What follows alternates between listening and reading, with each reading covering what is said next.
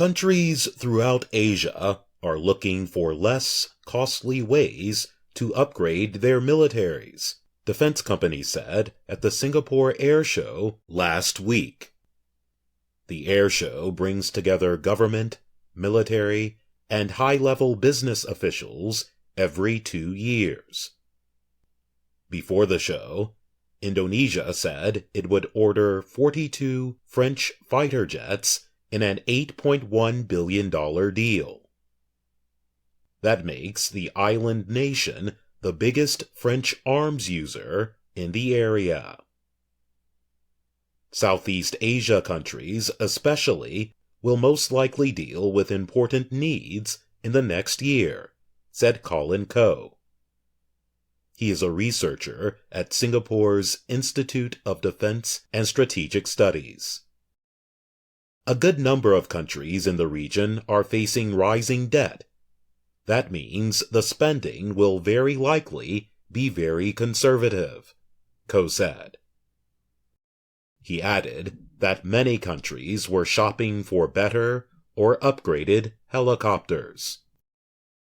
The Philippines announced in January it was buying 32 S-70I Black Hawk helicopters from a company owned by Sikorsky Aircraft. Sikorsky is owned by the Lockheed Martin Corporation. Tim Cahill is Lockheed Martin's Senior Vice President for Global Business. At the air show, he said there was a growing need for helicopters in the area. The Philippines order was a very good one for us. The partnership with the armed forces is really positive for us, and in fact, they are ordering more, he said. Aircraft called Maritime Patrol Aircraft, or MPA, remain a major need for guarding the waters between some Asian nations, said Boaz Levi. He is Chief Executive Officer of Israel Aerospace Industries. The company has an MPA partnership with aircraft manufacturer Embraer. There are a lot of customers interested. I can't say what stage or what country, Levi said. We have a lot of activities, especially with the airborne radar.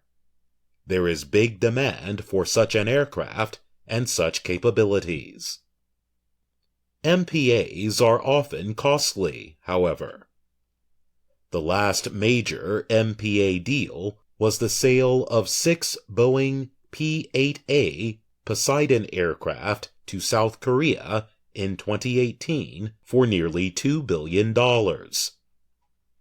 Another 4 Poseidon aircraft went to New Zealand for about $1.6 billion.